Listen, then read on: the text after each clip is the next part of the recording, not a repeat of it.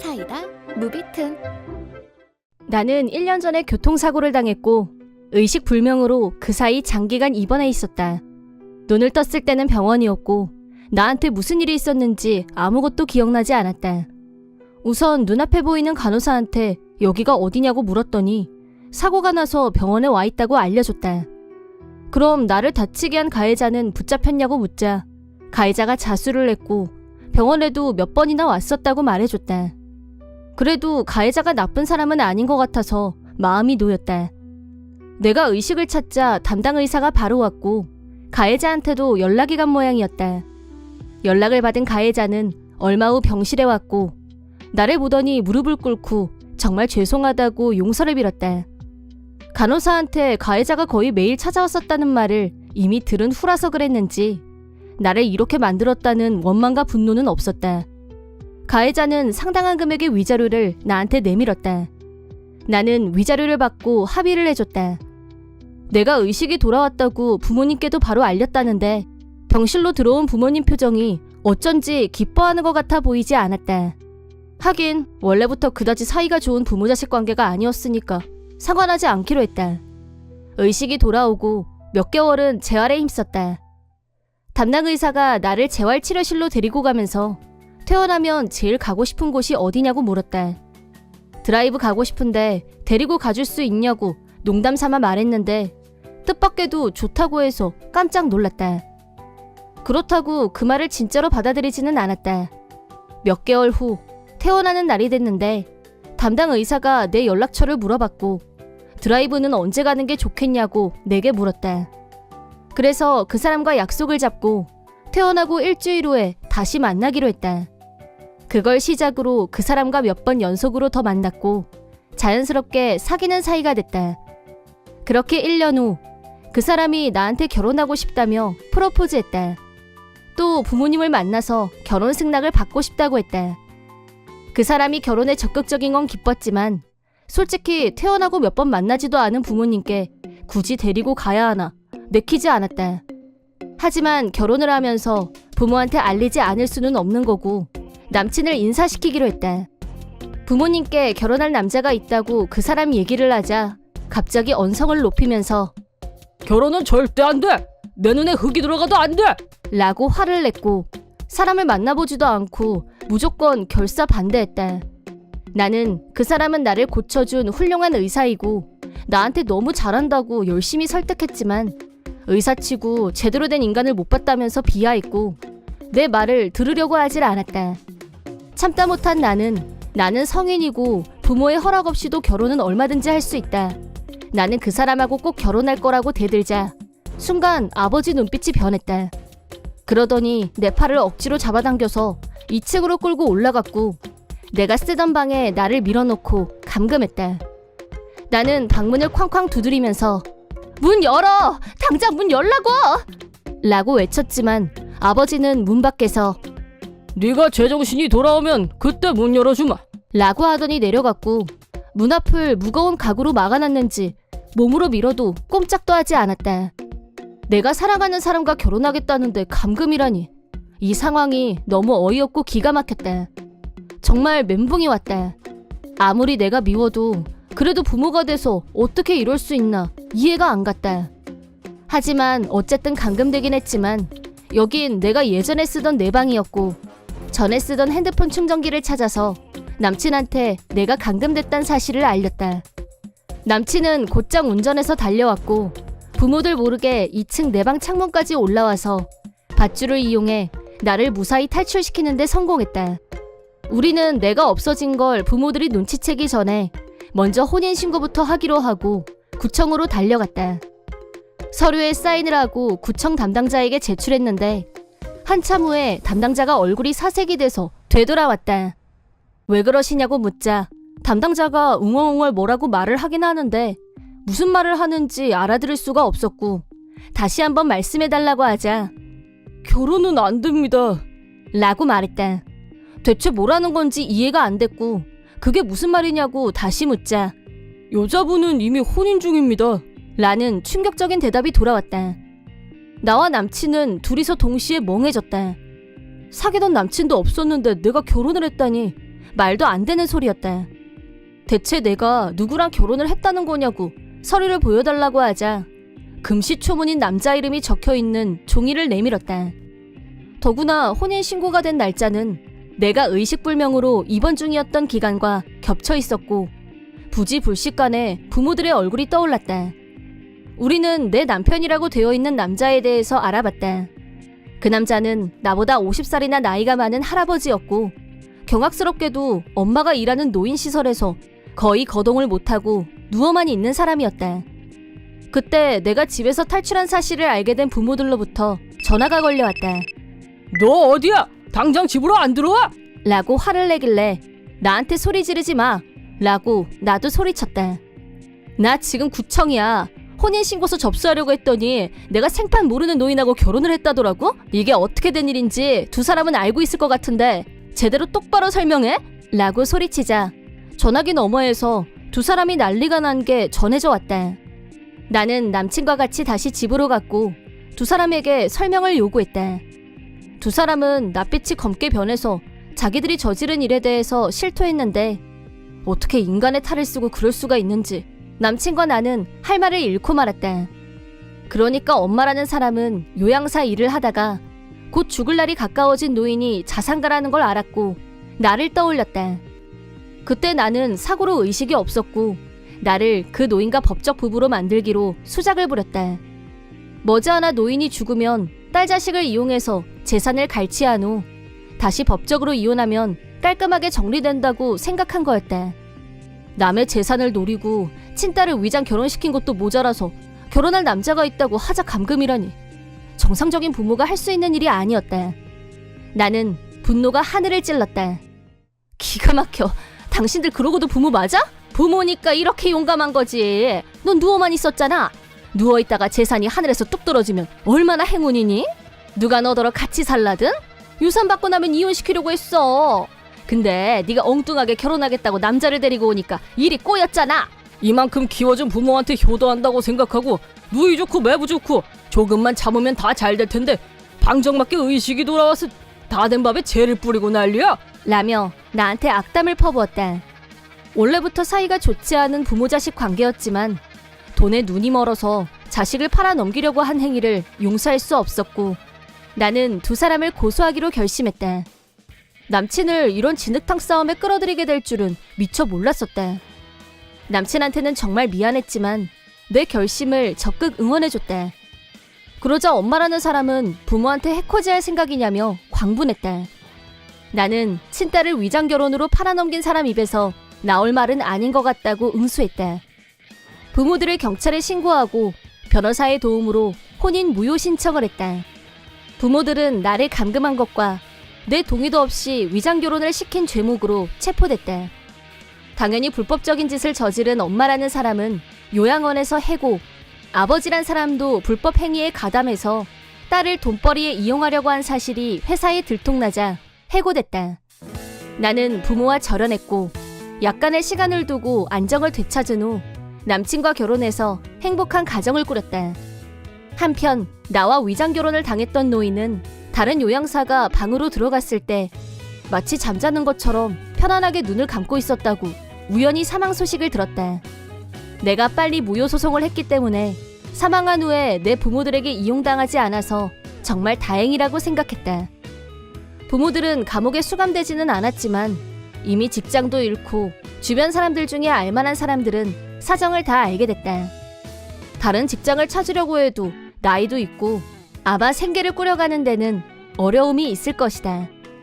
동네 사람들의 따가운 시선 속에서 먹을 것도 제대로 못 먹고 살아야 하는 극빈자 생활을 하면서 사는 게 죽느니만 못한 비참한 삶을 살게 되겠지만 그건 그들이 마땅히 받아야 할 벌이라고 생각한다. 이번 영상은 어떠셨나요? 재밌게 보셨다면 구독, 좋아요에 댓글까지 달아주시면 감사하겠습니다. 그럼 다음 영상에서 만나요.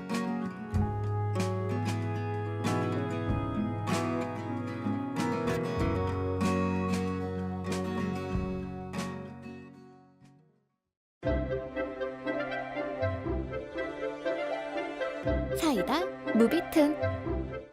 내 이름은 성실한 직업은 사회복지사이고 아내 부정혜와 둘이서 살고 있다. 아내는 결혼 날짜를 잡자마자 바로 다니던 회사에 사표를 냈고 전업주부가 됐다. 원래부터 전업주부가 꿈이었다고 말하는 아내는 결혼하고 나자 집안일에도 정성이었고 요리도 엄청 열심히 만들었다. 아내가 만든 요리는 맛까지 좋아서 전업주부가 정말 딱이라는 생각이 들 정도로 좋은 아내였고 나도 대만족이었다. 나는 직업상 교대 근무를 해야 했고 야간 근무도 있었다. 내가 야근을 하면 아내는 외롭다며 서운해했다. 그런 아내를 혼자 두고 야간 근무를 나설 때마다 나도 덩달아 마음이 무거워지곤 했지만 야근을 빠질 수는 없었고 성실하게 출근했다. 그런 결혼 생활이 2년 정도 됐을 무렵 아내에게 변화가 느껴졌다. 그렇게 내가 야근을 갈 때마다 현관에서 눈물바람을 하던 아내가 내가 나가든 말든 1도 신경 쓰지 않게 된 것이다. 심지어 당신 다음 야근 스케줄이 언제야? 라면서 마치 야근을 기다리는 듯한 뉘앙스가 풍길 정도로 달라졌다. 그런 아내의 변화가 심상치 않게 느껴졌지만 일단은 지켜보는 수밖에 없었다. 그러던 어느 날 퇴근하고 저녁 때 집에 갔는데 아내가 집에 없었다. 평소라면 저녁을 하고 있을 시간인데 이상하다 싶어서 전화를 걸었지만 받지 않았다.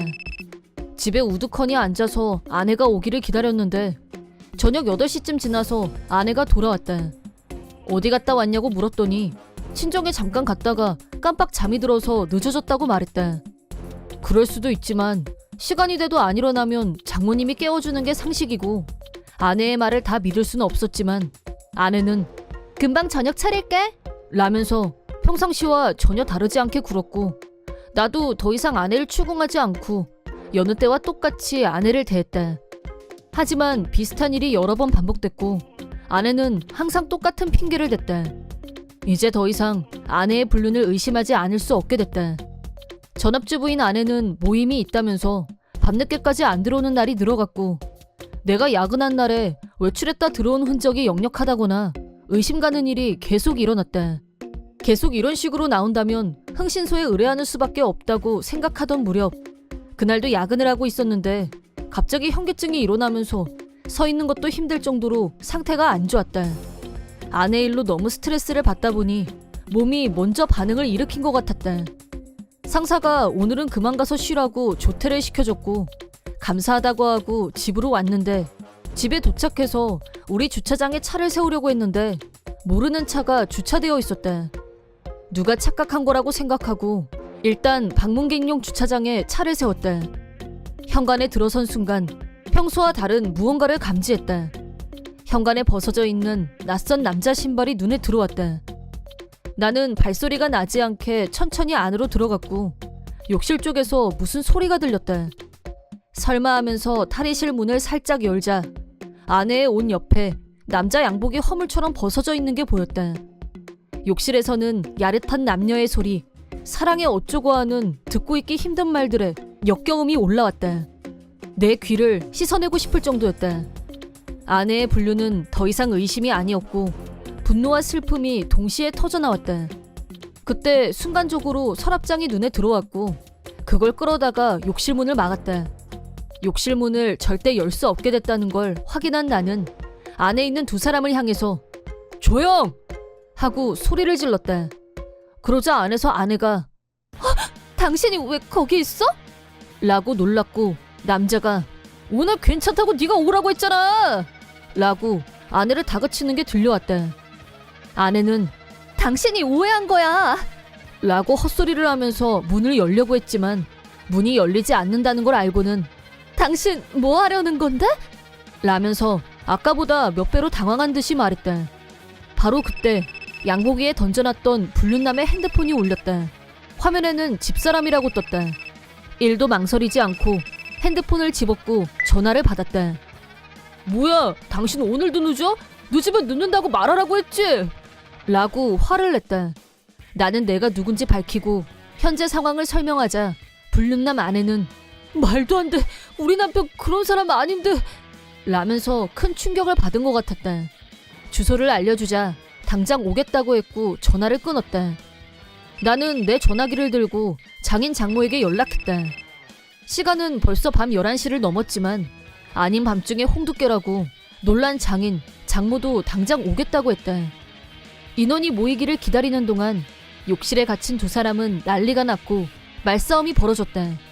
괴싸움을 듣고 있자니 내가 저런 여자랑 결혼을 했단 말인가 라는 자괴감이 들었다. 저 문을 열고 나오는 순간 이혼이다 라고 결심했다. 장인 장모와 불륜남의 아내가 속속 도착했고 모두가 모인 가운데 서랍장을 치우고 욕실을 개방했다. 문을 열자 알몸으로 몸둘 바를 모르고 있는 두 사람. 불륜남 아내는 눈물을 펑펑 쏟으면서 요즘 계속 늦게 들어온다 했더니 바람 피운 거였냐? 걸레 같은 놈, 이혼이야! 라고 악을 썼다. 그러자 불륜남이 침착해! 진정하고 내 말 들어! 이 여자는 잠깐 데리고 논 거야. 애가 셋인데 이혼하면 어쩌려고! 라면서 부인한테 소리쳤다. 옷이나 입고 떠들어! 라고 부인이 소리 지르자 아내와 불륜남은 정신없이 옷을 주워 입었다. 네가 이런 짓을 할 줄은 몰랐다. 내가 자식을 잘못 키웠어. 라고 장인어른은 말씀하셨고 장모는 눈물을 흘리면서 자네한테 면목이 없네. 내 자식이지만 창피해서 얼굴을 들 수가 없어. 내 자식이 저 지경일 줄이야. 정말 한심해서 부모 자식 연 끊을 거네. 라고 하면서 아내를 경멸하는 눈으로 쳐다봤다. 나는 아내한테 닥치고 이혼해 라고 짧게 말하자 아내는 당신까지 왜 이래? 내가 잠깐 정신이 나갔었어. 딱 한 번 바람 피웠는데 바로 이혼은 아니지 않아? 앞으로 다시는 안 한다고 약속할게. 용서해줘. 라고 매달렸다. 구질구질하게 나오는 아내에게 내가 지금 네 이 꼴을 평생 어떻게 잊어? 됐고 끝내. 라고 차갑게 거절했다. 아내는 나는 당신이 이 시간에 집에 올 거라고는 생각도 못했었어. 일단 우리 둘이 다시 얘기하자. 어? 라면서 어떻게든 나를 설득하려고 했지만 나는 고개를 옆으로 흔들면서 오늘은 부모님하고 같이 친정으로 가 라고 하고 아내를 밖으로 내보냈다. 장인 장모는 마지막까지 나한테 머리를 숙이고 사죄하셨지만 정작 당사자인 아내는 뭔가 불만이 있는 듯한 태도였고 마지못해 친정으로 갔다. 며칠 후 변호사를 통해서 아내와 불륜남에게 위자료를 청구하기로 했고 이혼 절차에 들어갈 준비를 시작했다. 아내는 몇 번이나 집에 와서 난 절대 이혼 안 할 거니까 그렇게 알아? 그리고 나 같은 전업주부가 무슨 돈으로 위자료를 내? 라며 악을 썼다. 아내와 입씨름하기도 지친 나는 앞으로는 용건이 있으면 변호사를 통해서 하라고 하고 이혼하고 나서도 함부로 집에 찾아오면 경찰을 부를 거라고 경고했다. 변호사를 통해 연락을 전달받은 아내는 막판이 돼서야 자기가 저지른 짓이 어떤 건지 깨달았는지 이혼 서류에 사인을 했다. 불륜남도 사정은 비슷해서 자기 부인한테 울면서 싹싹 빌었지만 용서와 화해는 없었고 위자료와 새 아이의 양육비를 지불하기로 약속하고 이혼했다. 이렇게 되자 아내는 불륜남과 끝까지 가볼 생각이었던 모양인데 불륜남은 전철을 그저 가볍게 즐기는 상대, 그 이상으로는 생각하지 않은 것 같았다. 결국 두 사람의 관계도 쫑이 났다. 나하고 정식으로 이혼이 성립되자 아내는 친정에서도 쫓겨났다. 직장을 구하면서 친구들 집에 며칠씩 얹혀 사는 떠돌이 생활을 하고 있다고 한다. 내 위자료는 우선 장인, 장모한테 빌려서 냈는데 매달 그 돈을 갚아야 했고 돈이 쪼들린 전처는 26살이나 먹고도 조건을 하는 스폰녀가 됐다. 자기 아버지와 동년배인 남자에게 순전히 돈을 받아내기 위해서 필사적으로 몸을 바치고 있다는 소문. 그렇게 살다 보니 결국 제대로 된 직장은 점점 더 다닐 수 없게 됐고 인생 자체가 나락으로 떨어지고 말았다. 그러더니 스폰을 해주던 남자와 트러블이 일어났고 전처는 사기죄 용의로 경찰에 체포됐다고 한다. 이혼하고 나서 인생이 그렇게 망가질 거라고는 생각하지 못했었는데 이 모든 건 자업자득이 아닐까 싶다. 제대로 처벌받고 풀려나면 반성하고 뉘우치면서 새 삶을 살길 바란다. 한편 나는 이혼 후에 위자료를 받고 새 집으로 이사를 했다. 아내와 불륜남의 불륜 현장을 목격한 집에서 계속 살고 싶은 마음은 1도 없었다. 이사하고 얼마 안 돼서 직장에서 승진하게 된 나는 전보다 생활에 한층 여유가 생겼다. 이혼하고 1년 후에는 직장 후배와 연애를 시작했고 지금은 행복하고 알차게 인생을 즐기고 있다. 앞으로도 열심히 내 일을 하면서 전처와의 일은 다 잊고 이제는 여친과의 장래를 긍정적으로 고민해봐야겠다 라고 생각하고 있다. 이번 영상은 어떠셨나요? 재밌게 보셨다면 구독, 좋아요에 댓글까지 달아주시면 감사하겠습니다. 그럼 다음 영상에서 만나요.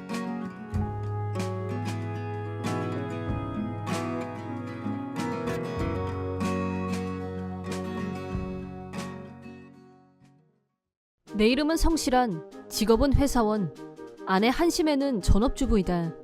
결혼 1년차, 아이는 아직이다. 최근에 주택으로 내 집을 마련했다. 나는 잔업도 많고 항상 바빴지만 이제 막 집도 마련했겠다. 잔업이라도 해서 더 열심히 벌어야 했다. 그런 의미에서 잔업은 감사한 일이기도 했다.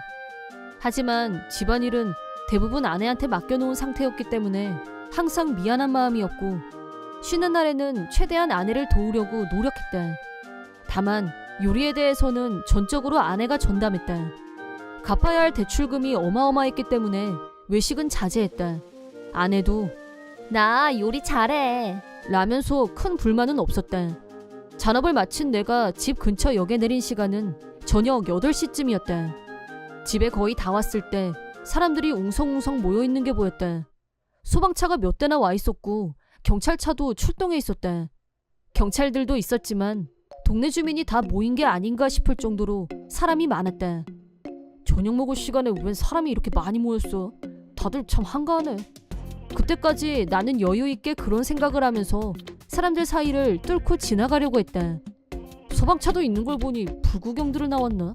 주변을 살펴보니 불이 난 집은 바로 우리 집이었다. 퇴근하고 오니 집에서 검은 연기가 활활. 바로 멘붕이 왔다. 진화 작업이 거의 다 끝난 것처럼 보였고 가까이 가도 위험하지 않을 것 같았다. 이게 정말 생시가 맞는 걸까? 새로 지은 집이 까만 숫덩이로 변하다니. 완공된 지 한 달밖에 되지 않은 집이었다. 대출금이 아직 산더미처럼 남아있는데 다리가 풀렸고 그 자리에 주저앉았다. 그때 시야에 아내의 모습이 보였다. 아내도 넋이 나간 상태로 보였다. 다행이다. 이 시간이면 집에 있었을 시간인데 무사해서 다행이다. 나는 아내를 향해 달려갔다. 대체 집에서 무슨 일이 있었던 거야? 방화야? 누가 불을 지른 건데? 불이 난 건 언제야? 한참 지난 것 같은데? 왜 나한테 아무 연락도 안 했어? 폭풍 질문을 했지만 아내는 어느 한 가지 대답하지 않았다. 아무 생각이 안 나는 사람처럼 보였다. 어쩔 수 없이 옆에 있던 경찰관한테 상황에 관해 물었다. 대체 왜 불이 난 겁니까? 집주인이세요? 부인의 부주의로 불이 난 것 같습니다. 네? 나하고 경찰이 그런 대화를 나누고 있는데도 아내는 그저 멍하니 듣고만 있었다. 아무런 사과도 설명도 없었다. 상식적으로 미안하다거나 하다못해 변명이라도 해야 되는 거 아닌가? 일단은 2인실 호텔을 예약한 후 아내를 데리고 힘없이 걸었다. 동네 사람들의 시선이 따갑게 따라왔다. 아내는 여전히 아무 말도 하지 않았고 그 모습이 섬뜩하게 느껴졌다. 정신이 나간 거 아니야? 이 여자 제정신 아닌 게 분명해. 머리에 구멍 난 게 틀림없어. 집에 있을 때 또 이러면 다음번에 내가 죽을지도 몰라. 그런 생각들이 내 머리를 어지럽게 돌아다녔다. 호텔에 도착, 체크인을 하고 방으로 올라갔다. 방에서 단둘이 되자 아내는 갑자기 말문이 트였다. 미안해, 정말 미안해. 나 때문에 집이 다 타버렸어. 머리를 숙이는 아내에게 다시 질문했다.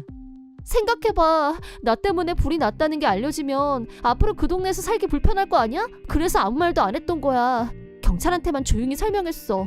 아무한테도 안 말한다는 약속도 받았고. 정말 어이가 없었다. 그러니까 사람들이 알게 될까봐 나한테 연락도 안 하고 무슨 일이 있었는지 물어도 대답도 안 하고 잘못했다는 말도 안 했다는 거네? 꼭 그렇게 비꼬아야 속이 시원해? 당신도 나 때문에 집에 불이 났다는 게 소문이라도 나면 사람들이 완전 이상한 눈으로 쳐다볼걸? 나는 우리 둘을 위해서 최선의 방법을 선택한 거야. 우리 가정을 지키기 위해서 침묵을 선택한 거였다고. 나는 그 말에 분노가 정점으로 치솟았다. 하지만 그 전에 좀 더 자세한 상황을 알아내고 싶었다. 그래서 진짜 원인이 뭐야? 당신이 담배를 피우는 것도 아니고 가스레인지 불 끄는 걸 잠깐 깜빡했다고 해도 그 정도로 큰 불이 나냐고. 그게 실은 당신 주려고 닭튀김을 하고 있었는데 당신은 원래 튀긴 거 좋아하잖아. 닭튀김, 감자튀김. 그래서 프라이팬에 기름 듬뿍 투척하고 그랬는데 내가 좋아하는 음식인 건 맞다. 또한 아내가 좋아하는 음식이기도 했다. 특히 아내는 갓 튀겨내서 바로 먹는 걸 좋아했고 전자레인지에 데워서 먹는 걸 싫어했다. 예전에 내가 요즘은 편의점에서 파는 닭튀김이나 냉동식품도 먹을만 하더라. 그런 거 사다 먹어도 되지 않아? 라고 말했던 적이 있었다. 하지만 아내는 뭔 소리야. 나는 그런 거 당신 입에 넣게 하고 싶지 않아. 라면서 가공식품을 거부했다. 하지만 실제로는 본인이 먹고 싶지 않은 게 더 강했을 거라고 본다. 아내는 화재 원인에 대해 언급했지만 여전히 무언가 숨기고 있는 듯한 인상을 받았다. 좀 더 캐물었더니 나 먹이려고 튀김 요리를 만들었던 아니던 집이 다 타는데 불이 난 걸 정말 몰랐어? 그거야 기름 온도가 올라가기까지 시간이 좀 걸리니까 핸드폰으로 SNS도 체크하고 동영상도 보고 그러니까 가스레인지에 기름을 올려놓고 딴짓을 했다는 거네? 진심 경악했다. 처음엔 잠깐만 보려고 했지 나도. 근데 핸드폰 가지러 침실에 들어갔는데 친구한테서 톡이 왔길래 읽었고 바로 답장 안 쓰면 일십했다고 할까봐 몇 번 왔다 갔다 주고받는 사이에 기름 올려놓은 걸 깜빡했지 뭐야. 가스레인지에 불 켜놓고 한눈 팔면 안 된다는 건 초딩들도 다 아는 거야. 누가 그걸 몰라? 어쩌다 보니 운이 없었던 거잖아. 재수가 없어서 이렇게 된 걸 어쩌라고? 그때 하필 또 친구가 근처에 왔다면서 얼굴 좀 보자고 해서 나도 그러자고 하고 잠깐 나갔다 온 것 뿐이라고. 하필 걔는 왜 나한테 그때 나오라고 해서. 걔만 아니었음 집에 불날 일도 없었어. 아내는 모든 책임을 남 탓으로 돌리고 있었다. 친구 만나고 집에 왔더니 이미 일이 다 벌어진 후였어. 당신한테 연락하고 말고도 없었다고. 가관이었다. 누가 들으면 피해자인 줄. 현관문 틈으로 연기가 막 나오는데 도저히 현관문을 열고 들어갈 수가 없었어. 그래서 뒷문 쪽으로 돌아가서 창문으로 들여다봤더니 불기둥이 솟아오르고 막 기름이 활활 타는데 보고만 있었어? 그럼 나더러 불기둥 치솟는 부엌으로 뛰어들어가서 불을 껐어야 됐단 거야? 내가 전신 화상을 입어도 된단 말이야? 내가 그렇게 말했어? 즉각 신고를 했어야지. 아내는 집이 활활 타오르자 머릿속이 하얘져서 정지 상태로 멍하니 쳐다만 보고 있었던 모양이었다. 겨우 정신을 차리고 119에 신고를 한 건 시간이 한참 더 경과한 후였던 걸로 추정된다. 이번 화재로 인해 부상을 입은 사람은 없었다. 불행 중 다행이었다. 옆집으로 불이 옮겨붙지 않은 것도 천만다행이었다. 새로 지은 집을 다 태워버린 아내에게 분노가 일어난 건 사실이다. 그렇긴 하지만 아내가 일부러 집에 불을 낸 건 아닌 게 분명했다. 아내를 질책한들 새로 지은 집이 원래 상태로 돌아오는 것도 아니었다. 얼마 살지도 않은 집이 불에 타고 재만 남았다. 삶이 무너진 것만 같고 아내에게 화낼 힘도 나지 않았다. 부부가 뭐야. 이런 역경과 시련이 닥쳤을 때 같이 힘을 합쳐서 이겨내야지. 라고 아내가 먼저 말했다. 그 역경과 시련을 지금 누가 만들었는데 그런 말이 나와 지금? 버럭 화를 내고 말았지만 참는다고 다가 아니었다. 아내한테 설교도 퍼부었다. 그 다음은 건설적인 생각을 해야만 했다. 맞는 건진 모르겠지만 아내를 용서하기로 했다. 물론 같은 일이 반복되지 않도록 확실한 대책을 세우는 게 관건이었다. 내가 생각한 대책은 3가지였다. 첫 번째는 소화기를 구입, 키친에 비치할 것.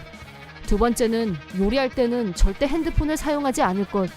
세 번째는 앞으로 절대 튀김 요리를 하지 않을 것.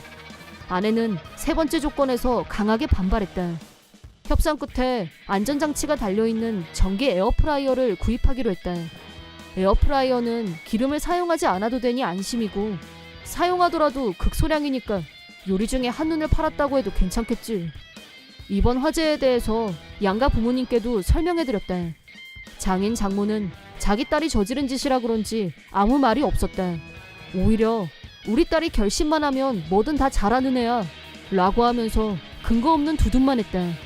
한술 더 떠서 평소에 남편이 집안관리를 잘했어야지. 남편을 위해서 요리하려다가 불이 난 건데 책임은 반반씩 져야 마땅하지 라고 궤변을 늘어놨다. 그뿐 아니라 내가 생각해낸 소화기 설치 등에 대한 것도 전부 필요 없다고 했다. 그딴 건 필요 없어 라고 주장했다. 위험해. 안전조치를 강조하는 내 의견을 무시하는 아내. 나는 별거를 선언했다. 이틀 후 저녁 처갓집에 불이 났다. 아내가 닭튀김을 하다가 벌어진 일이었다. 내가 그 전날 에어프라이어를 써봤는데 맛이 없더라고. 그래서 기름에 튀겨 먹고 싶었어. 그게 이유의 전부였다. 역시 너는 머리에 구멍이 난 게 분명해.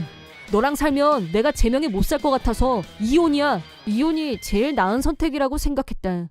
전처와 장인, 장모는 반쯤 타고 남은 집에서 살고 있다. 2번 일어난 일은 3번 일어날 수 있다.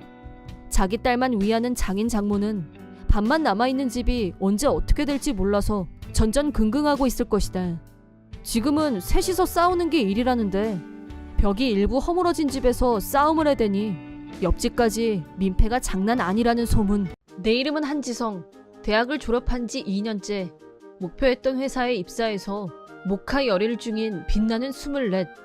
졸업 후에도 대학 때 친구들과는 정기적으로 만나면서 서로 공적, 사적인 일들에 대해 공유하고 있다. 어느 날 여느 때처럼 주말에 대학 동기 6명이 모여서 허심탄회하게 술을 마시고 있었다. 그때 친구 중 한 명이 힘들게 말을 꺼냈다. 있잖아, 한심이가 곧 약혼한데 약혼 파티할 예정이라고 전달해달라고 해서 라고 했다. 그 말을 듣는 순간 그 자리에 있던 친구들의 표정이 모두 굳었다. 이유는 한심애는 그 시절 우리가 모두 싫어하던 애였기 때문. 한심애는 누구를 만나건 여왕벌처럼 자기가 위에서 굴림해야 직성이 풀리는 타입이었다. 한심애는 비주얼이 좋은 편이었고 딱 보면 인기 있는 타입으로 보였다. 하지만 아무리 신경이 둔한 남자애들도 한심애가 성격 파탄자라는 건 바로 알았고 남녀 모두에게 기피 대상이었다.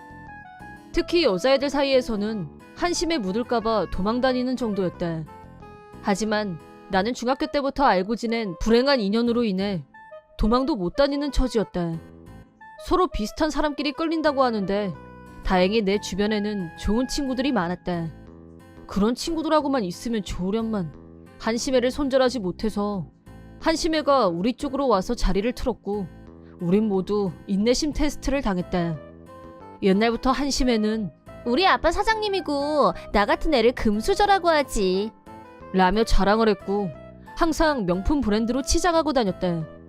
보통 애들은 그 말을 고지고대로 믿었지만 중학교 때부터 동창인 나는 그게 다 거짓말이란 걸 알고 있었다.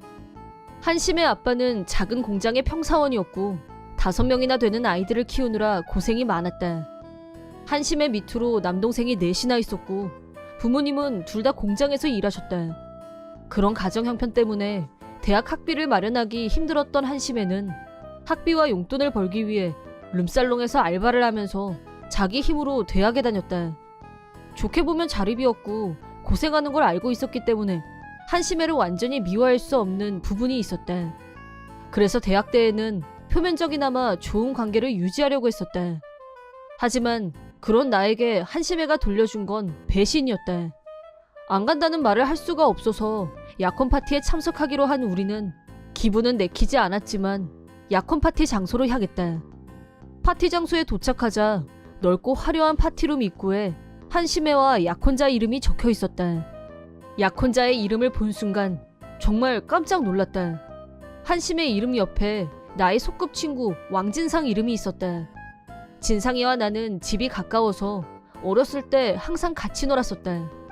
그러다 진상이 부모님이 이혼을 하는 바람에 초등학교 때 진상이는 엄마를 따라 이사를 가게 됐고 그 후로는 한 번도 만나지 못했다. 항상 반팔에 반바지 차림으로 온 사방을 뛰어다니던 코올릭의 개구쟁이 왕진상. 두 사람이 어떻게 만나서 연인으로 발전했는지 궁금해서 견딜 수가 없었다. 어른이 된 진상이를 빨리 보고 싶었고 두근거리는 마음으로 파티가 시작되길 기다렸다. 파티가 시작되자 드레스 차림의 한심애와 턱시도를 입은 왕진상이 등장. 오래간만에 만난 진상이는 키가 훌쩍 자라고 너무 훈남으로 변해서 놀라움의 연속이었다. 얼굴은 딴 사람처럼 변했지만 눈 밑에 있는 큰 점을 보고 틀림없이 내가 아는 왕진상이라고 확신했다. 왕진상은 나를 못 알아봤는지 처음 뵙겠습니다 라고 정중하게 인사했다. 나야 소꿉친구 한지성 라고 하고 싶었지만 질투심 강한 한심애가 어떻게 반응할지 몰라서 차라리 모르는 척하는 게 낫겠다는 생각도 들었고 조용히 있기로 했다. 계속 궁금했던 두 사람의 첫 만남에 대해 묻자 한심애 특유의 잘난 척하는 표정으로 상위층만 참가 자격이 있는 파티가 있는데 거기서 첫눈에 뿅! 왕진상 씨는 금수저인 나한테 딱 어울리는 하이스펙을 가진 남자야. 라면서 트레이드마크인 거만한 표정. 그러자 옆에서 왕진상이 나도 금수저라 다른 여자들은 격이 안 맞아서 한심애가 하이스펙이라 나랑은 딱이지 라고 했다. 이사를 한 후 왕진상이 엄마와 단둘이서 힘들게 살았다는 건 우리 학교에서 모르는 애들이 없었는데 갑툭튀 금수저 타령에 머리가 혼란스러웠다. 영문을 몰라서 멍하니 듣고만 있었는데 갈수록 얘기가 산으로 가고 있었다. 우리 집안도 할아버지 때부터 기업을 경영하다 보니까 서민들하고는 격이 안 맞더라고. 어려서부터 하고 싶은 건 다 하면서 살았고 우린 서로 금수저 집안에서 유복하게 자랐기 때문에 처음부터 잘 맞았던 것 같아 라고 천연덕스럽게 거짓말을 하는 왕진상을 향해 나도 모르게 어디서 개뻥은 라고 혼잣말을 너무 크게 하고 말았다. 그러자 한심애가 개뻥이라니? 너같이 촌탁 같은 애가 왕진상 씨에 대해서 뭘 안다고 나서 라며 발끈했다. 그걸 시작으로 한심애와 왕진상의 여왕벌 놀이가 시작됐다. 한심애는 혹시 한지성 너 질투하니? 네가 촌탁이라서 인기 없는 건 아닌데 여기서 질투하는 건 좀 아니지 않아? 라며 나를 웃음거리로 만들었다. 부창부수 왕진상은 한심의 친구들이라고 해서 예쁜 애들이 올 줄 알고 기대했었는데 얼깡에 촌딱들만 모여있어서 실망이야. 직장들은 다니나? 코딱지만한 영세기업 사원 각인데 라면서 우리를 깔보는 비하 발언까지 입에 담았다. 자기 잘난 척이나 할 것이지 비하 발언까지. 열이 뻗쳤지만 같은 수준이 되기 싫어서 일단 참았다. 다른 친구들도 나와 마찬가지로 화는 나지만 참고 있었다. 아무도 반론하지 않자 급발진 걸린 한심애는 더욱 발언 수위가 올라갔다. 나 대학 때부터 계속 생각했던 건데 너희들하고 있으면 내가 더 돋보여서 같이 다닌 거야. 데뷔 효과 알지? 같이 다니기 창피할 때도 있었지만 활용도가 없지 않아서 친구 먹었었는데 그런 것도 모르고 약혼 파티에 이렇게 단체로 나타날 줄이야. 분위기 파악 좀 챙기자 라고 한심애가 말하자 친구 중 한 명이 일어났다. 애들한테 말해달라고 부탁한 건 너였었잖아 라고 따졌다. 그러자 한심애가 예의상 하는 말이라곤 들어는 봤니? 그냥 하는 말. 흙수저의 머리까지 나쁘면 이 험한 세상 어떻게 살아남니? 라면서 깔깔거렸다. 한심애와 같이 깔깔거리던 왕진상은 그나저나 다들 무슨 일해? 설마 여기 나가요 하는 애들은 없지? 나는 룸살롱에서 일하는 애들 진짜 경멸하거든. 돈 많은 남자한테 뭐 얻어먹을 거 없나 구걸하는 여자 천박하잖아 라고 했다. 그 순간 나는 이 둘을 밟아주기로 했다. 왕진상 씨는 룸살롱에서 일하는 여자를 완전 혐오하는 것 같은데 왜 한심애하고 약혼하셨어요? 한심애가 대학 때 알바하던 룸살롱에서 넘버원이었어요. 엄청 자랑하고 다녔었는데? 라고 내가 증언하자 한심애 얼굴이 일그러졌다. 한심애가 룸살롱 넘버원? 그럴 리가. 말이 되는 소리를 해야지. 우리 한심애는 사장님 딸 금수저를 입에 물고 태어난 애야 라고 떠드는 왕진상에게 한심애 아버지는 부품 공장에서 열심히 일하는 성실한 노동자이시지만 사장님은 아니에요. 그 공장 사장님은 우리 삼촌이거든요 라고 팩트를 알려주자 왕진상은 뭐야 그게 진짜야? 그럼 한심애가 나를 속였다는 거야? 라며 멘붕. 허둥지둥 변명하느라 다급해하는 한심애를 무시하고 계속해서 나는 속인 걸로 따지면 왕진상 너도 마찬가지잖아 라고 한 후 내가 네 소꿉친구 한지성이라고 알려줬다. 그제야 내가 누군지 알아본 왕진상은 너 쓸데없는 소리 하기만 해! 라며 소리쳤다. 그러자 한심애가 뭔데? 빨리 말해봐! 라며 달려들었고 나는 왕진상이 어디서 어떻게 자랐는지 요약해서 말해줬다. 내가 근데 너 얼굴이 너무 변했다. 혹시 성형했니? 라고 왕진상한테 돌직구를 던지자 그건 그러니까 라고 얼버무리는 게 전곡을 찔린 듯 마무리 멘트로 룸살롱 출신 미녀와 성형미남 완전 어울린다 라고 하자 두 사람은 아무 말도 하지 못했다. 서로 거짓말을 했다는 게 탄로나자 두 사람은 대판 싸움이 일어났고 우리는 그러거나 말거나 밖으로 나와버렸다. 거짓말 그 잡채였던 두 사람은 개싸움 끝에 파혼으로 막장을 내렸다. 두 사람은 똑같은 거짓말로 부모님은 지금 해외에 계신다면서 부모님께 아직 인사도 안 드린 사이였다고 한다. 한심애는 왕진상과 헤어지자마자 우리한테 소개팅 주선 좀 해줘. 라고 뻔뻔하게 나왔지만 더 이상 한심애를 사람 취급하는 친구들은 없었다. 한심애는 우리 말고 다른 친구가 없었는지 다른 남자와 다시 결혼하게 됐는데 초대할 친구가 없다는 걸 알게 된 남자 측에서 파혼을 선언했다고 한다. 그 뒤로도 비슷한 상황이 반복됐고 그 결과 우리 모두가 한심애보다 먼저 결혼식을 올리게 됐다. 한편 왕진상은 한심애와 헤어진 후에도 같은 수법으로 여자들을 속이다가 2년 후 결혼 사기죄로 체포됐다. 인터넷에 신상이 털렸고 출소 후에는 사람들의 손가락질을 받으며 살아야 하는 신세가 되고 말았다. 나는 26살 때 같은 직장에서 알게 된 남자와 결혼해서 행복하게 잘 살고 있다. 대학 친구들과는 여전히 좋은 친구로 지내고 있지만 한심애와는 그때 이후로 손절 상태다.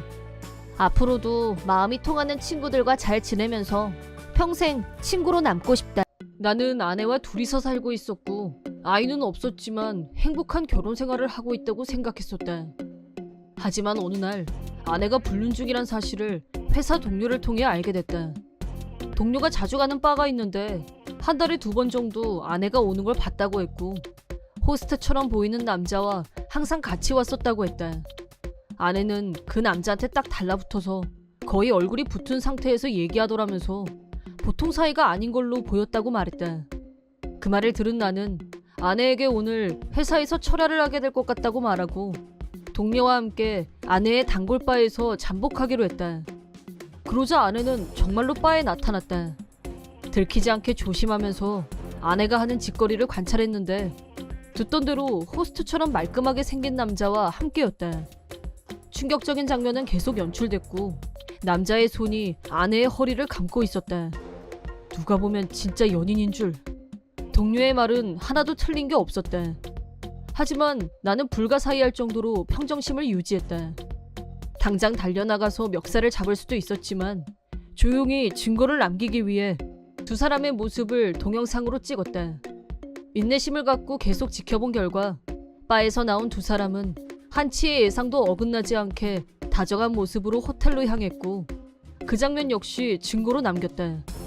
하지만 핸드폰으로 촬영한 영상은 화면이 너무 어둡고 화질이 나빴다. 거리가 멀어서 줌으로 당겨 찍었지만 아내의 얼굴이 선명하게 보이지 않았기 때문에 정식으로 흥신소에 불륜 조사를 의뢰하기로 결심했다.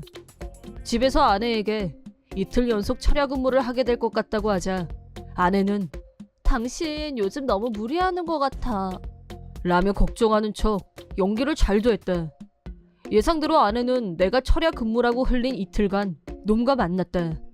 지난번처럼 바에서 술을 마신 후 호텔로 이동했고 불륜 관계에 충실하게 시간을 보냈다. 그렇게 일주일 정도가 지나자 충분하고도 넘칠 정도의 증거가 모였다. 아내는 내가 집에 없는 낮에는 그 남자 집에 찾아갔고 거기서 하루 종일 시간을 보냈다. 자기가 원해서 전업주부가 됐지만 집이 항상 지저분하고 빨래가 밀려 있었던 이유를 알 것 같았다. 동료는 나한테 그 남자가 정말 호스트면 돈을 안 쓰고는 만날 수 없을 거라면서 내 월급을 어떻게 쓰는지 체크하는 게 좋을 거라고 말해줬고 나는 통장 내역을 확인했다. 그러자 저축해뒀던 돈 1억과 보험금 2천만 원이 해약된 걸 알게 됐다.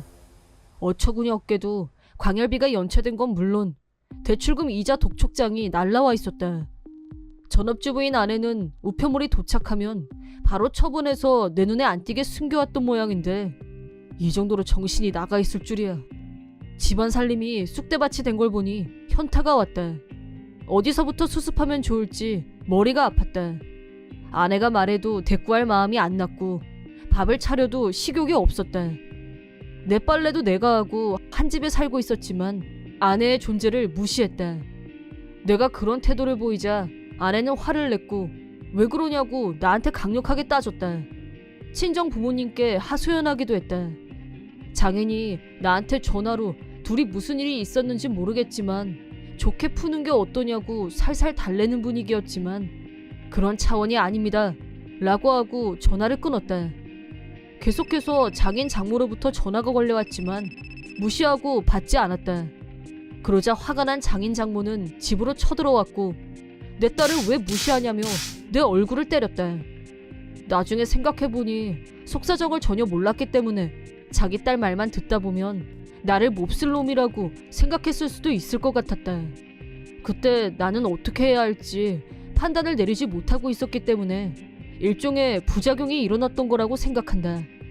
아내는 친정부모님 기세를 등에 업고 대체 이유가 뭐냐며 큰 소리로 나한테 따졌다.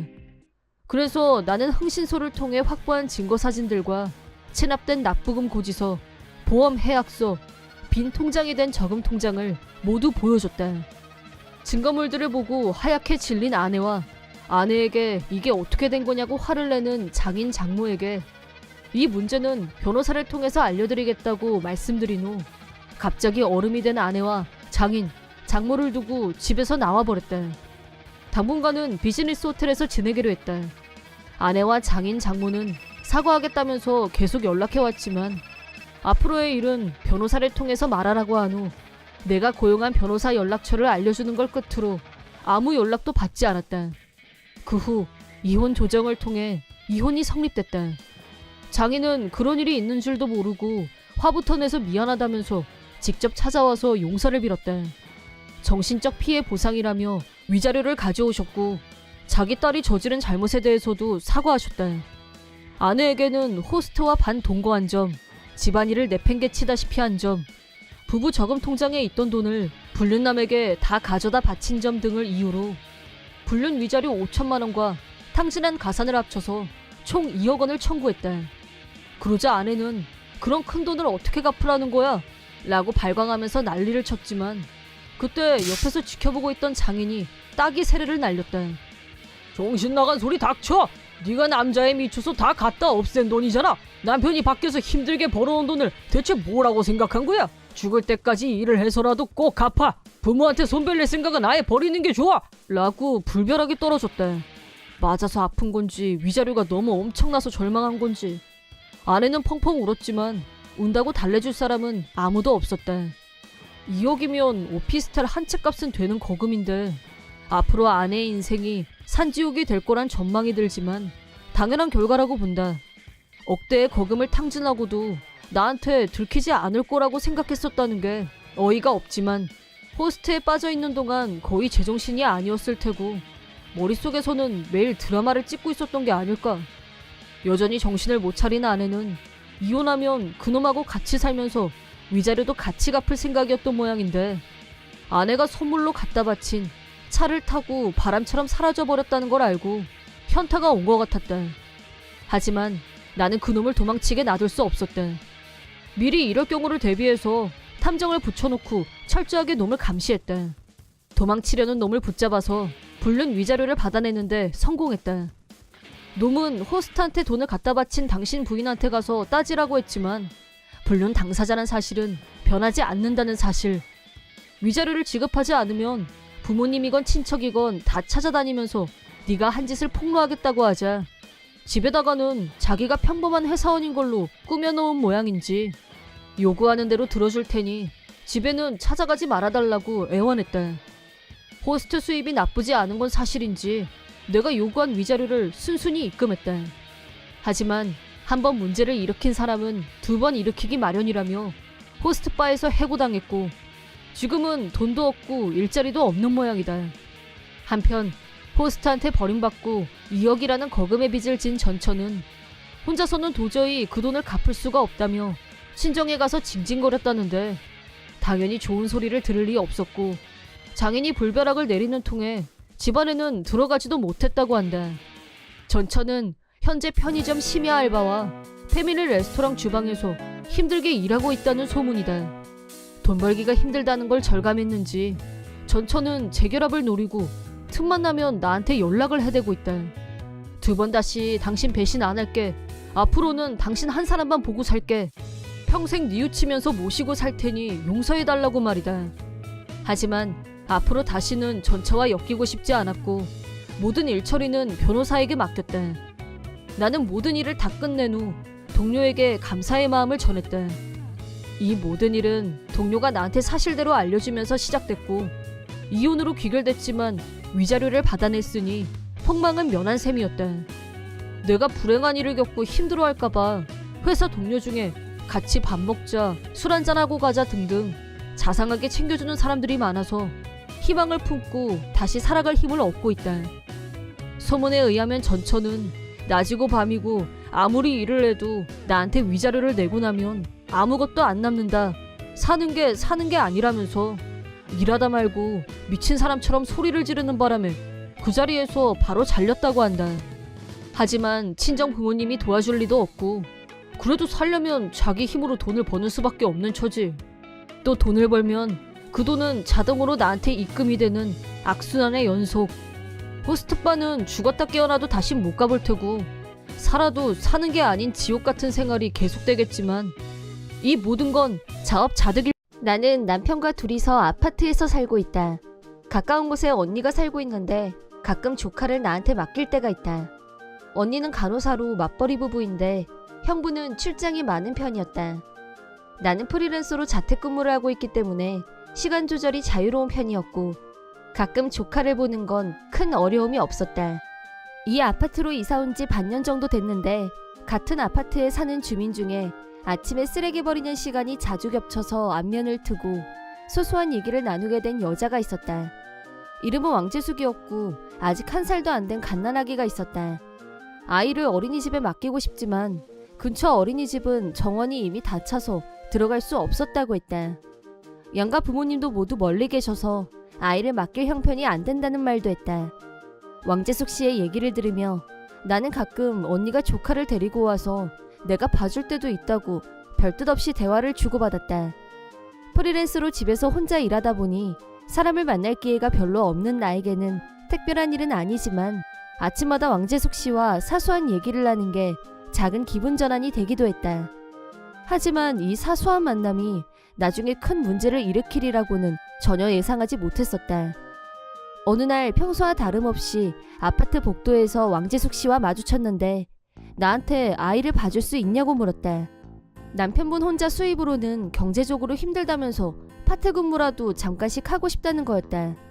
심정은 충분히 이해할 수 있지만 왕재숙 씨 아이는 아직 돌도 지나지 않은 아이였고 조카를 돌보는 것과는 차원이 다른 문제여서 무슨 일이 생기면 책임질 자신이 없었다. 더구나 왕재숙 씨와는 아직 아침에 잠깐 인사를 나누는 정도의 가벼운 사이에 불과했고 아이를 맡아줄 정도의 친분은 아니었다. 그런 이유로 그러겠다고 말할 수 없었다.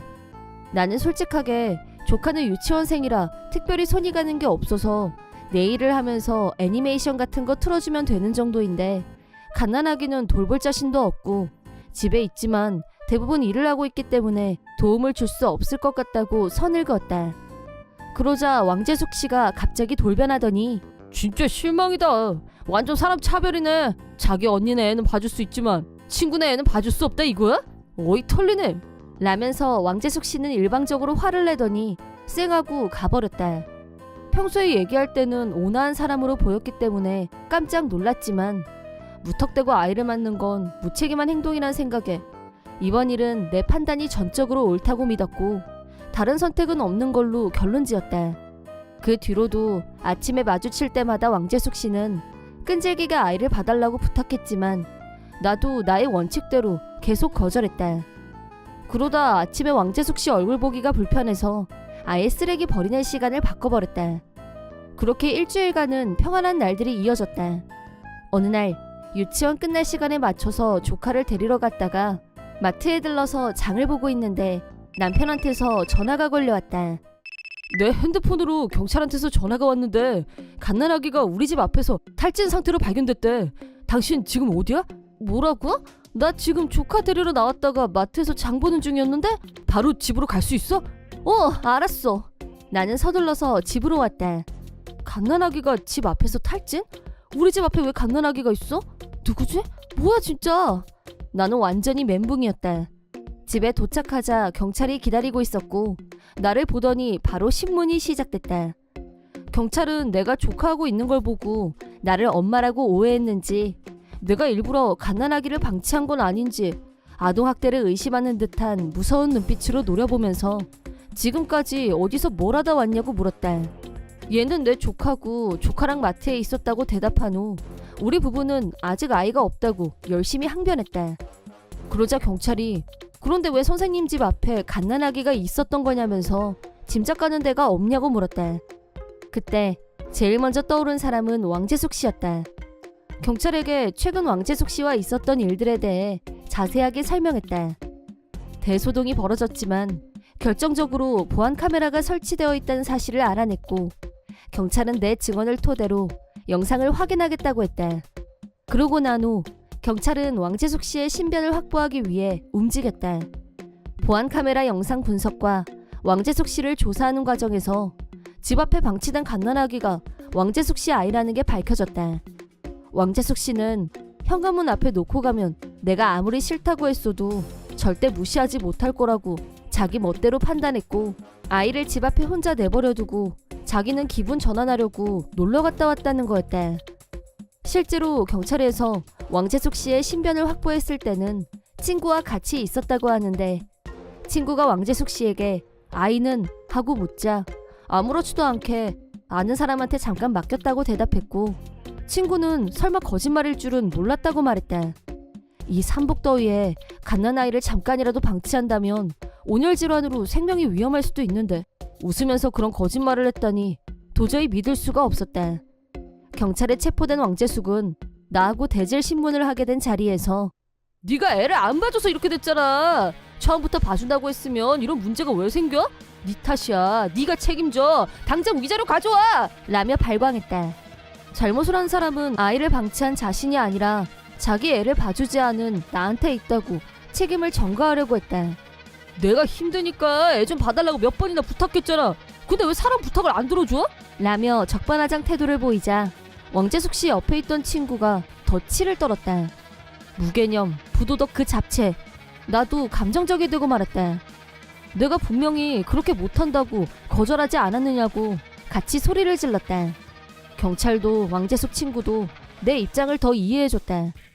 왕재숙 씨랑은 아침에 잠깐 인사하는 정도의 사이인데 우리가 친구도 아니고 부탁 자체가 말이 안 되는데 아이를 방치하고 간다는 게 상식 밖이다. 탈진 상태란 말을 듣고 얼마나 놀란 줄 아냐고 따졌지만 왕재숙은 자긴 잘못이 없고 내 잘못이라고 계속 우겨댔다. 잘못은 내가 했는데 왜 경찰에 자기가 잡혀왔냐면서 사방에 대고 욕하고 난리였다. 육아 우울증이 의심스러웠지만 정신 상태가 온전해 보이진 않았다. 그래서 더 무서웠다. 나중에 왕재숙 씨 남편이 경찰에 오자 왕재숙 씨는 더 흥분했고 그래서 혼란스러운 상황이 가중됐지만 불행 중 다행으로 아이는 무사했다. 사건 후 남편분과 먼 길을 올라오신 부모님이 나를 찾아오셨고 큰 실례를 범했다는 인사와 함께 봉투에 위자료를 넣어서 사과의 뜻을 전하셨다. 직장에 다니지 못해서 경제적으로 힘든 면도 있을 테고 수면 시간이 줄어들다 보면 정신적으로 여유가 없어질 수도 있다. 하지만 그런 것들이 아이를 방치한 정당한 사유는 될 수 없다고 본다. 남편은 전화 받았는데 갑자기 경찰이라고 해서 놀랐지만 내용을 듣고 나니 더 깬다면서 그래도 아이가 무사하다니 천만다행이라고 말했다. 경찰에 체포된 후 왕재숙 씨는 정신병원에 입원했다는 말을 들었다. 사람이 힘들다 보면 현실 도피를 하고 싶은 마음이 들 수도 있지만 아이를 방치한 후 놀러 갔다는 점에서 이미 엄마 자격은 상실한 것이나 다름없었다. 아이 문제는 먼 곳에 살고 계시는 부모님도 함께 고민 중이라는데 아마 남은 가족끼리 잘 결론 내릴 거라고 믿는다. 나중에 남편분한테 들은 바로는 왕재숙 씨는 낭비벽이 심했다고 한다. 한 달 동안 열심히 일해서 월급을 받아오면 스트레스 발산이라며 인터넷 쇼핑을 마구 했고 돈을 금방 다 써버렸기 때문에 아이를 먹여 살리려면 잔업이라도 해서 돈을 더 벌어오는 수밖에는 없었다고 했다. 하지만 더는 이렇게 살 수 없다면서 이혼을 생각 중이라고 했다. 그 얘기를 들으면서 내가 그동안 들었던 얘기와는 너무 달라서 순간 당황했다. 왕재숙은 경제적으로 어려워서 잠깐이라도 일을 하고 싶다고 했었는데 결국 아이를 맡기고 혼자서 편하게 놀러 다니고 싶었던 거였다는 걸 알고 나니 동정의 가치가 느껴지지 않았다. 재택근무를 오래 하다 보니 사람하고 소통하는 일이 적어진 나로서는 아침에 잠깐 나누는 대화를 즐거움으로 여겼었는데 그게 이런 큰 사건으로 변질될 줄은 정말 몰랐었다. 왕재숙 씨는 도저히 구제가 안 되지만 죄 없는 갓난아이는 건강하게 잘 자라서 행복하게 잘 살길 바라는 마음뿐이다. 내 이름은 차인남, 26살의 회사원이다. 2년 전 아내 부정혜와 결혼, 작은 아파트에서 행복하게 살고 있었다. 아내는 결혼 후 패밀리 레스토랑에서 파트 근무를 시작했고 맞벌이라서 집안일은 기본적으로 분담해서 하고 있었다. 그런데 내가 스카우트 제안을 받고 회사를 옮긴 후부터 일이 너무 바빠서 물리적으로 예전처럼 집안일을 분담하기가 힘들었다. 원래는 평범한 하청 중소기업에 다니고 있었는데 성실근면한 업무 태도를 높게 평가한 원청회사에서 본사에서 일해보지 않겠냐는 제의가 들어왔다. 정들었던 회사를 떠나려고 하니 아쉽고 미안한 마음도 있었지만 수입면에서 2배 가까이 차이가 나는 점을 고려해서 본청의 제안을 흔쾌히 받아들였다. 예전부터 아내는 내 월급이 오르면 좀 더 넓은 집으로 이사하고 싶다는 말을 자주 했었다. 스카우트 받았다고 하면 아내는 틀림없이 좋아할 것이다. 당장 말할까 하다가 당분간 비밀로 하고 먼저 돈을 모은 다음에 이사갈 돈이 다 모아지면 한꺼번에 서프라이즈를 하면 더 재미있을 것 같았다. 그래서 반년 남은 결혼기념일까지만 비밀로 하기로 마음먹었다. 내가 갑자기 일이 바빠졌다고 하자 아내는 내가 집에 오는 시간을 꼼꼼히 체크하기 시작했다. 저녁에 따뜻한 밥 먹이고 싶어서 당신 오는 시간 물어보는 거야 라고 하면서 내 퇴근 시간에 맞춰서 따뜻한 저녁상을 차려주는 아내에게 항상 고마운 마음이었다. 그러던 어느 날 점심시간에 마침 아내가 일하는 레스토랑 앞을 지나가게 돼서 잠깐 얼굴을 보러 들어갔다. 분명히 오늘은 출근하는 날이라고 했는데 아내가 보이지 않았다. 다른 점원에게 물어보자 오늘은 쉬는 날이라고 했다. 아내가 집에 있는 거라면 같이 점심을 먹을까 하고 전화를 걸었지만 받지 않았다. 이상한 예감에 집으로 갔는데 현관문이 잠겨 있었다. 다른데 외출을 했나 하고 문을 열고 안으로 들어가자 현관에 낯선 남자 신발이 벗어져 있었다. 설마 아니겠지 하면서도 혹시 몰라서 발소리를 내지 않고 안으로 들어가자 침실 쪽에서 아내와 어떤 남자가 얘기하는 소리가 들려왔다. 남자가 진짜 여기서 일해도 돼? 남편 낮에 집에 안 와? 라고 하자 아내가 하루 종일 공장에서 뺑뺑이 도는데 집에 올 시간이 어디 있어? 라고 했다. 아내 말대로 전에는 공장에서 현장 관리를 했기 때문에 그랬지만 지금은 본사 근무라 상황이 달라졌다는 걸 아내는 아직 모르고 있었다.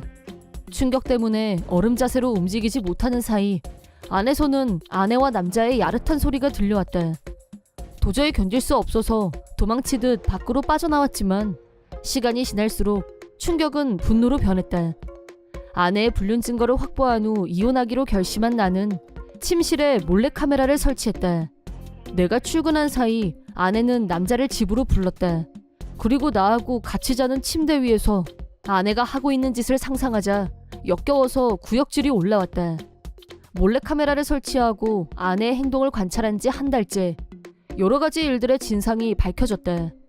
남자의 정체는 35살의 기혼남, 패밀리 레스토랑 단골이었다. 말로만 듣던 더블 불륜, 가장 큰 충격은 아내의 철저한 양면성이었다. 아내는 불륜남과 있을 때와 나하고 있을 때의 모습이 완전히 달랐다. 전혀 딴 사람으로 보였다. 나에 대해서 평생 공장에서 기름밥이나 먹을 인생 출세는 얼어 죽을 라고 비하 발언을 했고 요즘은 지가 뭔데 집안일에 손도 안 대? 짜증나! 라면서 입만 열면 불만이었다. 나에게 따뜻한 밥을 챙겨주려고 하던 자상한 아내는 모두 거짓이었다. 아내의 본성을 알고 나자 그동안 속으면서 살았다는 생각이 들었고 분노는 날로 커져갔다. 충분한 증거가 확보됐고 드디어 아내에게 이혼을 선언할 때가 다가왔다. 하지만 내가 당한 배신을 생각하면 이렇게 쉽게 이혼하는 건 불공평했다. 아내에게 이혼 선언을 하기 전날 나는 침실에 비밀 무기를 설치했다. 그날 나는 회사에 유급 휴가를 낸 후 아내가 파트 근무하는 패밀리 레스토랑에서 노트북을 펼치고 두 사람의 행동을 동영상으로 체크했다. 아내와 불륜남이 침실에 들어간 타이밍에 다른 점원이 들을 수 있게 볼륨을 키웠다. 이상한 소리가 나자 점원들이 왔고 나는 화면을 보여주면서 아내가 단골 손님과 불륜 관계라고 폭로했다. 황당해하는 점원들을 뒤로하고 나는 다시 집으로 향했다. 현관에 들어온 나는 큰 소리로 부정해! 아내 있니? 라고 소리쳤다. 그러자 침실에서 우당탕하는 소리가 들려왔고 숨을 시간을 주면서 천천히 침실로 향했다. 침실로 들어가자 예상대로 아내와 불륜남의 모습이 보이지 않았다. 침대 밑에는 마구 벗어던진 두 사람의 옷가지가. 우리 집은 아파트 3층. 두 사람이 순간 이동할 수 있는 장소는 옷장밖에 없었다. 이것도 미리 예상하고 안에서는 열지 못하게 장치를 만들어둔 상태였다. 다음 단계는 인터넷에서 주문한 특대형 목재 상자를 옷장에 넣어뒀다. 두 사람은 분명히 지금 그 목재 상자에 들어가서 숨어 있을 것이다. 나는 목재 상자를 테이프로 돌돌 감아서 봉인한 후 트럭 운전을 하는 친구에게 연락했다. 벌써 연락해서 도움을 요청한 상태였기 때문에 친구는 집 근처에서 대기 중이었다. 친구와 같이 목재 상자를 트럭에 싣고 조수석에 올라탔다. 아내와 불륜남은 일이 이 지경이 됐는데도 아직 안 들켰다고 생각하는 건지 상자 안에서 숨소리도 안 내고 있었다. 그래봤자 이미 상자 안에 든 쥐, 절대 빠져나갈 구멍은 없었다. 나는 다음 작전을 상상하며 친구와 여유있게 잡담을 나누면서 처갓집으로 향했다. 처갓집에 도착해서 초인종을 누르자 장모가 안에서 나왔다. 나는 적당히 인사를 하고 장모한테 장인도 불러오시라고 부탁한 후 상자를 현관으로 옮겼다.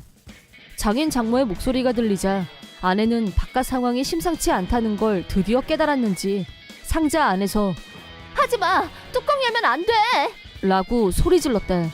아내의 목소리를 들은 장인 장모가 깜짝 놀라면서 정혜니? 이게 무슨 일이야? 라고 물었다. 나는 테이프를 뜯어내고 뚜껑을 연 후 일련의 사건 과정에 대해 설명했다. 아내와 불륜남은 상자 안에서 웅크리고만 있을 뿐 알몸 상태였기 때문에 상자 밖으로 나오지 못하고 있었다. 아내는 손으로 몸을 가린 후 당신 이게 뭐하는 짓이야? 이 쓰레기! 라고 소리쳤다. 그러자 장인이 쓰레기는 넌데 누구더러 쓰레기래? 라고 버럭했고 장모는 나한테 울면서 미안하다고 했다. 장인의 고함 소리에 기가 질린 아내는 마지못해 나한테 사과했지만 진심은 1도 없는 영혼 없는 메아리였다. 장모가 급한 대로 아무 옷이나 들고 와서 두 사람에게 얼른 입으라고 했다. 안으로 들어가 얘기를 하게 된 타이밍에 노트북을 열어서 노트북 안에 있던 불륜 증거 및 동영상을 장인 장모에게 공개했다.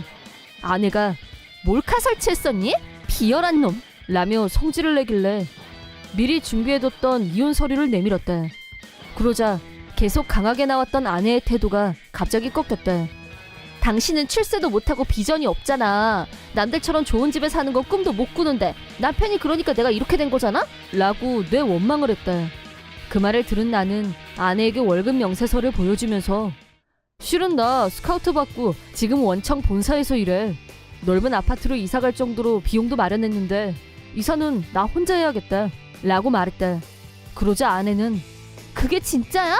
그런 말을 왜 지금 해? 나 이 남자랑 당장 헤어질게. 앞으로 우리 더 잘 지내자. 응? 라면서 눈웃음을 흘렸다. 그럴 수는 없지. 너랑은 이제 이혼을 잘해야지. 두 사람한테 위자료 청구장 보낼게. 라고 하자 아내는 난 이혼 안 할래! 라며 울며불며 매달렸다. 짜치는 아내를 무시하고 처갓집에서 나온 나는 밖에서 기다리고 있던 친구와 같이 집으로 왔다.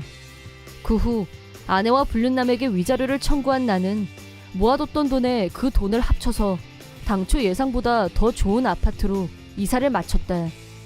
아내는 친정에서 쫓겨난 건 물론이고 불륜 사실이 직장에 알려졌기 때문에 사표를 낼 수밖에 없었다. 불륜남은 내가 집으로 보낸 내용 증명을 부인이 받았고 불륜 발각과 동시에 이혼.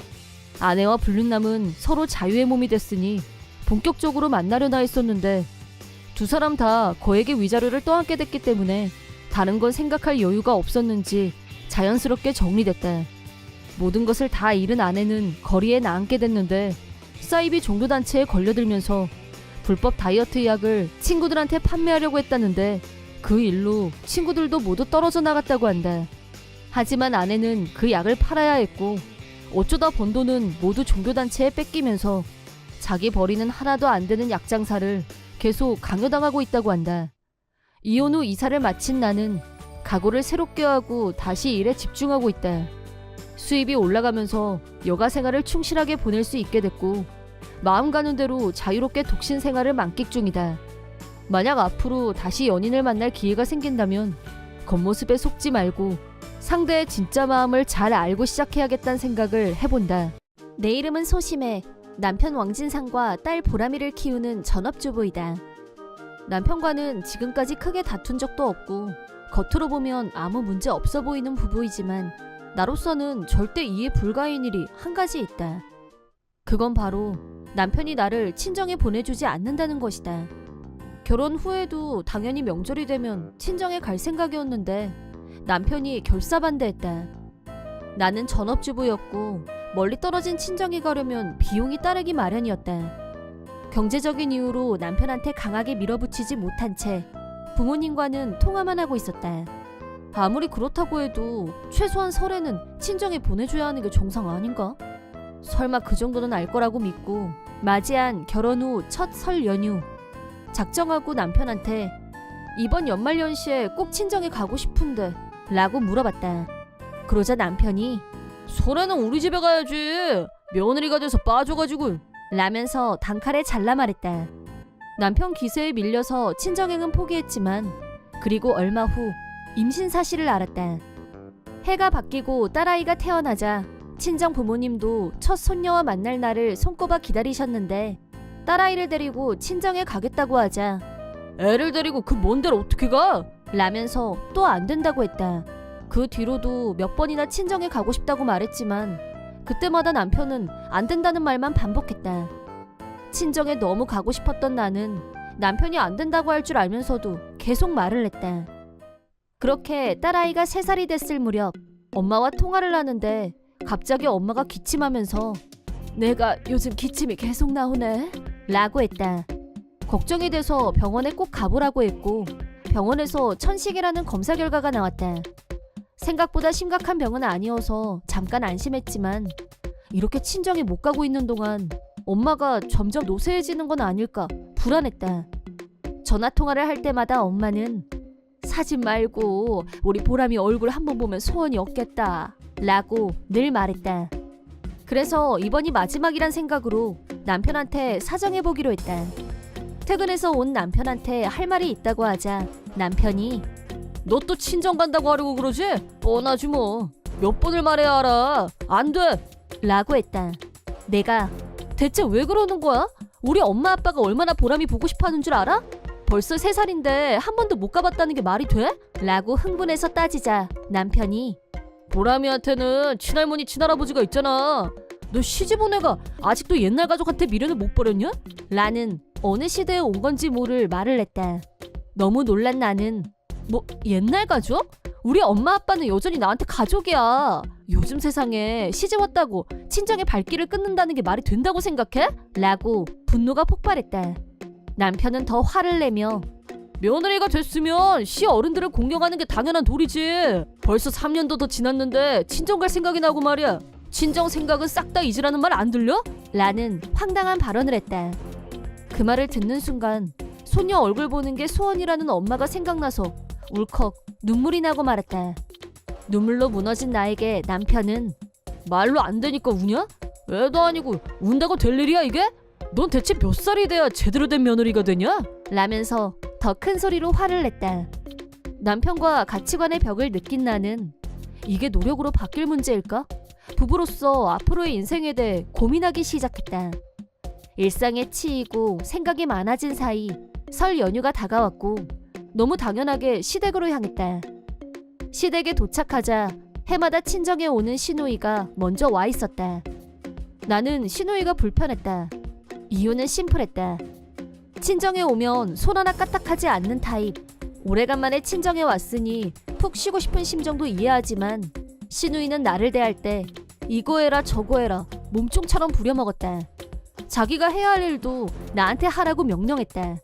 자기 빨래, 자기 먹을 밥까지 전부 나한테 이래라 저래라 시켰다. 며느리면 그런 건 알아서 해야지. 라면서 나한테 명령조로 말하는 시누이. 한편 시부모님은 네 일인데 네가 해야지 라고 야단을 쳤지만 시누이는 들은 척도 하지 않았다. 시어머니는 항상 시누이를 대신해서 미안하다, 미안해 라며 나한테 사과하셨다. 하지만 남편은 달랐다. 신우이가 하라면 하는 거지. 라며 시누이 편을 들었다. 그날도 시누이는 늘 하던 대로 나 배고프니까 편의점 가서 뭐 좀 사. 라며 심부름을 시켰고 자기는 편안하게 앉아 있었다. 저녁이 돼서 시어머니와 같이 저녁 준비를 하는데 남편 핸드폰이 울렸다. 상대는 동네 친구인 듯했고 전화를 끊더니 나 친구들하고 술 한잔하고 올게. 라고 하더니 친구들을 만나러 갔다. 시누이는 낮술을 하더니 저녁때가 다 되도록 방에서 잠만 자고 있었다. 거실에는 시부모님과 나, 딸아이만 있었다. 지금이 기회라고 생각한 나는 시부모님께 남편과의 문제를 말씀드리기로 했다. 남편이 친정에 못 가게 해서 3년째 못 가고 있다는 말과 가치관이 너무 달라서 고민이라고 하자 시부모님은 몹시 놀라시면서 두 분이 서로 얼굴을 쳐다보셨다. 그러더니 시어머니가 실은 우리는 진상이한테서 네가 친정 부모님과 사이가 안 좋다고 들었어. 그래서 네가 친정에 안 가고 싶어 한다고 그랬거든? 라고 하셨다. 나는 절대 그런 일은 없다고 말씀드리자 시아버지가 심해야, 내가 여비 줄 테니까 얼른 친정 갈 채비해라. 라고 말씀하셨다. 그러자 그때 방에서 자고 있던 시누이가 갑자기 거실로 나왔다. 시누이는 가긴 어딜 간다는 거야? 제가 가면 내가 집에 왔어도 쉴 수가 없잖아. 라면서 나를 못 가게 막았다. 그때 뭔가 감지한 나는 시누이에게 혹시 진상 씨한테 가스라이팅 하셨어요? 라고 물었다. 누가 가스라이팅을 해? 나는 며느리가 해야 할 도리를 가르쳐줬을 뿐이야. 라고 시누이는 말했고 온화하신 시아버지가 버럭 뭐라고 했는지 그대로 말해봐. 라며 화를 내셨다. 그러자 시누이는 약간 주눅이 들었는지 결혼하면 여자는 옛날 가족은 버리고 남편 가족에게 봉사하는 게 상식이다. 라고 대답했다. 시누이 말이 끝나자 시아버지가 분노하면서 남편한테 전화를 걸었다. 남편은 시아버지가 경로했다는 걸 알고 서둘러서 집으로 돌아왔다. 시아버지는 시누이와 남편을 무릎 꿇게 한 후 너희들은 안 해. 옳게를 뭐라고 생각하는 거냐? 내가 단 한 번이라도 네 엄마 자유를 억압하는 거 본 적 있어? 라며 노발대발. 결론적으로 시누이는 명절에 친정에 와서 편하게 있으려는 얕은 생각으로 남편을 세뇌했고 해마다 나를 꼭 시댁에 붙잡아둬야 된다고 주입했다. 주범이 누구인지 알게 됐지만 그렇다고 해서 남편한테 면죄부를 줄 생각은 없었다. 시아버지 덕분에 정말 오래간만에 친정에 오게 된 나는 손녀와의 첫 대면에 감격하는 친정 부모님을 보면서 남편과 이혼할 결심을 했다. 지금까지의 상황을 말씀드리자 부모님은 네가 원한다면 친정으로 오라고 하셨다. 몇 년 만에 설 연휴를 친정에서 편안하게 보낸 후 이혼 서류를 챙겨서 남편이 있는 집으로 돌아왔다. 남편은 그날 바로 시부모님께 쫓겨나서 이미 집에 와 있었다. 내가 딸아이와 집에 들어오자 그동안 자기가 잘못한 일에 대해서 반성했다면서 바로 사과부터 했다. 하지만 나는 친정 부모님과의 소중한 시간을 남편에 의해 빼앗겼다는 사실을 용서할 수 없다고 한 후 이혼 서류를 건넸다. 남편은 상당한 충격을 받았는지 진심 아니지? 내가 사과할게. 한 번만 용서해줘. 앞으로는 가고 싶을 때 아무 때나 친정에 가도 돼. 라고 했지만 이미 결심한 이상 번복은 없었다. 내 사인이 들어간 이혼 서류를 올려놓고 짐을 싸서 나오자 남편이 따라 나오면서 계속 미안하다고 했다. 그런 남편을 무시하고 나는 친정으로 다시 왔다. 하지만 남편이 이혼에 합의해주지 않고 시간을 끌어서 시부모님께 상의했는데 시부모님은 이혼이란 말에 마음 아파하셨지만 내 입장을 생각한다면 충분히 이해된다면서 만류하지 않으셨다. 시부모님의 설득에 힘입어 남편이 마침내 이혼에 동의했다. 매달 양육비 지급을 약속받은 후 완전히 결별했다. 남편과 시누이에 대한 시부모님의 분노는 풀리지 않았고 시댁에 오는 것도 금지하셨다. 가족을 잃고 혼자가 된 남편은 외로울 때마다 보람이 보고 싶어. 라면서 연락을 해왔지만 우리 부모님이 그런 말 할 때 당신 뭐라고 했어? 안 된다고 했지?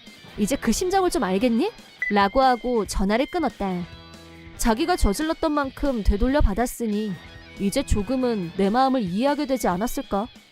한편 시누이는 지금까지 시부모님한테 매달 생활비를 받아서 쓴 모양이었는데 이번 일로 생활비 보조가 완전히 끊겼고 생활비가 없다 보니 빚을 냈고 매일매일 빚만 쌓여가고 있다고 한다. 친정으로 돌아온 나는 딸아이와 함께 부모님과 살면서 근처 빵집에서 파트 근무를 시작했다. 남편한테 억압당하면서 사는 것보다는 지금 생활이 몇 배는 더 행복하게 느껴진다. 앞으로도 전 남편과는 최대한 교류하지 않기로 마음먹고 있다. 내 이름은 고연봉. 남편 한심한과 초등학교 2학년 딸과 셋이서 살고 있다. 원래부터 요리 솜씨가 뛰어났던 나는 결혼 후에 요리 연구가로 활동하기 시작했고 가족의 건강을 위해 맛과 영양을 다 잡는 요리를 만드는 게 일이자 일상이 됐다. 그런 나에게 요즘 아주 신경 쓰이는 일이 하나 생겼다. 그건 바로 남편이 갑자기 가족에게 무관심해졌다는 사실이다. 결혼 전 남편은 회사에 다니며 성실하게 일하는 사람이었지만 결혼하고 얼마 안 돼서 사표를 내고 집에 들어왔더니 그 뒤로는 쭉 집에만 있는 사람이 되고 말았다. 경제적으로는 전혀 도움이 안 됐지만 남편은 나와 딸아이에게 자상했고 집안일도 잘 도와줬기 때문에 그동안은 용서가 됐었는데 몇 달 전부터 갑자기 나와 딸아이를 대하는 태도가 급변했다. 집에 있을 때도 거의 대화가 없었고 안 보여서 찾아보면 말도 없이 외출한 경우가 종종 있었다. 너무 티나게 달라진 남편을 보면서 제일 먼저 의심한 건 불륜이었다. 하지만 아무 증거도 없이 무조건 의심하고 따질 수는 없는 일. 당분간은 상황을 지켜보기로 했다. 그렇게 3개월이 지나서 남편은 여전히 집에서 차갑게 굴었다. 그러던 어느 날 딸아이 참관 수업이 있어서 학교에 갔는데 서로 안면이 있는 소문희 씨가 내 옆으로 다가왔다. 소문희 씨는 일단 겉모습이 화려했고 남편이 잘 나가는 대기업에 다닌다고 자랑을 입에 달고 살았다. 가정적인 이미지도 아니고 허세투성이라 거리를 두고 지내는 편이었다. 평소에 대화도 별로 안 해봤는데 갑자기 옆에 와서 말을 걸어서 깜짝 놀랐다. 소문희 씨가 고연봉 씨 남편분한테는 항상 신세를 많이 지고 있어요 라면서 친절한 미소를 지어 보였다. 저희 남편하고 아는 사이셨어요? 라고 묻자 그럼요. 아주 잘 알아요. 아주 잘 알죠. 라며 의미심장하게 말하는 태도가 신경에 거슬렸다. 더 이상 할 얘기도 없고 해서 가볍게 목례를 한 후 소문희 씨한테서 몇 발짝 거리를 뒀다. 그런데 소문희 씨가 다음 주 월요일에 시간 있어요? 라고 훅 들어왔다. 내가 대답을 안 하자 중요한 얘기가 있으니까 시간 꼭 비워주세요 라면서 일방적으로 장소와 시간을 정했다. 대체 나하고 무슨 중요한 얘기가 있다는 건지 전혀 감이 오지 않았지만 분명히 남편과 관련된 얘기일 거라는 느낌적인 느낌. 그것도 현재 남편 모습을 떠올리면 아주 불길한 예감이 들었다. 약속 당일 지정한 장소로 가자 소문희 씨가 먼저 와서 기다리고 있었다. 안녕하세요 라고 인사를 하자 어머 일찍 오셨네요 라며 여유있게 나를 맞이했다. 자리에 앉아서 커피를 주문하자 소문희 씨가 단도직입적으로 얘기할게요 라고 말을 시작했다. 나는 조용히 소문희 씨의 말을 기다렸다. 나 고연봉 씨 남편하고 사귀는 사이예요 라고 말했다. 만나기 전부터 불길한 예감은 들었었지만 이렇게 뻔뻔하게 자기 입으로 불륜을 털어놓다니 한 방 먹고 휘청거리는 꼴이 되고 말았다. 적당한 말이 생각나지 않아 입을 다물고 있자 소문희 씨가 다시 말을 이어갔다. 한심한 씨는 원래 자기 같은 타입보다는 나처럼 섹시한 타입을 좋아했대. 그래서 지금 나한테 푹 빠져있다 보니까 고연봉 씨나 딸한테는 아무 관심이 없어졌다고 하더라고 라면서 나를 비웃는 듯이 말하며 혼자 웃었다. 내가 가정 있는 남자하고 그런 관계를 맺는 게 정당하다고 생각하세요? 소문희 씨도 남편이 있고 아이가 있는 사람이잖아요 라고 묻자 난 이미 남편도 애도 버릴 각오가 되어 있어. 그러니까 고영봉 씨도 빨리 이혼해주면 안 될까? 난 한심한 씨랑 새 출발하고 싶거든 라며 여유있게 웃어 보였다. 대체 무슨 이유로 한심한을 그렇게 갖고 싶어 하는지 나로서는 이해가 안 됐다. 시간을 좀 주세요 라고 내가 말하자 소문희 씨는 일주일 후에 다시 이 자리에서 만나자고 했다. 집에 온 후 이혼에 대해서 진지하게 생각하기 시작했다. 애초에 나는 남편의 무엇에 끌렸었는지 의문이 들었다. 결혼 후 남편은 직장도 안 다니고 내가 번 돈으로 살고 있는 백수에 불과했다. 그런데도 결혼 생활을 지속했던 이유는 남편이 나와 딸아이에게 다정다감했기 때문이었다. 하지만 지금 남편의 모습은 돈도 안 벌어 집에도 없어. 나하고 딸아이한테 갑자기 차갑게 군다 싶더니 다른 엄마와 불륜 중이란다. 이런 남자와 이혼을 안 할 이유가 과연 있을까?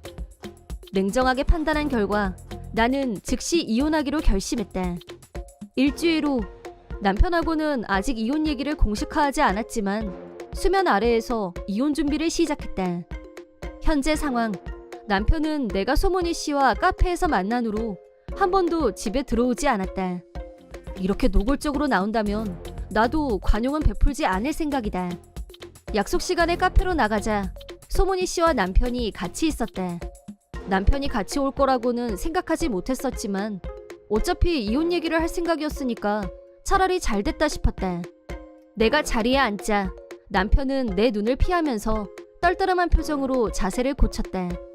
이번에도 먼저 말을 시작한 건 소문희 씨였다. 소문희 씨가 이혼할 결심은 굳혔어? 라고 하길래 이미 이혼 준비를 시작했다고 알려줬다. 그러자 소문희 씨는 신이 나서 실은 우리 같이 살 아파트 벌써 계약했거든 라고 하더니 계속해서 우리 정말 진지하게 만나는 거야. 연봉 3억이 중요한 게 아니고 난 이 남자랑 결혼하고 싶을 뿐이야 라고 했다. 너무 어이가 없어서 내가 연봉 3억은 난데요? 라고 하자 지금까지 입을 다물고 있던 남편이 무슨 헛소리야! 라며 버럭 소리를 질렀다. 그 순간 소문이가 뭐래? 그게 사실이야? 라면서 남편을 쳐다봤다. 남편은 아니라니까? 라면서 허둥지둥 변명거리를 찾으려고 땀을 뻘뻘 흘렸다. 상황을 파악한 나는 소문희 씨에게 팩트를 알려주기로. 실은 나는 요리 연구가로 활동하면서 SNS에서 화제가 됐고 요리책도 여러 권 출판했다. 주부들 사이에서는 제법 유명인이다. 최근에는 동영상 채널을 개설했는데 수입이 예상외로 늘어났다. 그 결과 현재 내 연봉은 3억이 넘는 수준에 올라와 있다. 남편은 그런 나한테 기생하면서 아예 직장에 다닐 생각 자체가 없어졌는지 이력서조차 내지 않고 벌써 몇 년째 백수로만 지내는 중이었다. 내가 팩트를 알려주자 소문이는 조금 전까지 연봉은 상관없다고 떠들었던 입으로 이 양아치 같은 새끼 너 나 속였냐? 라며 격분. 진정하라며 싹싹 비는 남편에게 아파트 계약금은 어떻게 냈어? 가구며 전기 제품은 뭘로 샀어? 라고 하자 남편은 입을 다물었다. 내가 당신한테 모아둔 돈이 있는 것도 우리 집 돈은 내가 다 관리하는데? 혹시 어디서 돈 빌렸어? 라고 묻자 고개를 수그린 채 입을 더 꾹 닫았다. 소문이는 기가 막혀. 그럼 이제 어쩔 거야? 나 남편한테 이혼당하고 친권도 뺏겼어! 라며 흥분해서 남편한테 욕하더니 오열하기 시작했다. 재산분여하면 나한테도 돈이 들어오니까 그걸로 어떻게 해결할 수 있을 거야. 라고 태평하게 말하는 남편의 멍청한 발언에 나는 허탈감을 느꼈다. 내가 당신 불륜이 이혼 사유인데 재산분여라니? 당신한테 돌아갈 돈은 없어. 변호사 선임해서 두 사람한테 위자료 청구할 거니까 각오하고 있어. 라고 한 후 더 있을 이유가 없어서 카페에서 나왔다. 남편한테 이혼 서류에 사인하게 한 후 집에서 쫓아내자 현관문 앞에서 용서해줘. 나한테 딱 한 번만 더 기회를 줘. 라고 소리쳤지만 물론 무시했다. 한심함과 소문이는 빚으로 계약한 아파트에서 어쩔 수 없이 살림을 시작했지만 한심한에 대해 분노밖에 없는 소문이는 싸움을 걸었고 신고를 받은 경찰이 출동할 정도로 툭하면 큰 싸움이 벌어진다고 한다.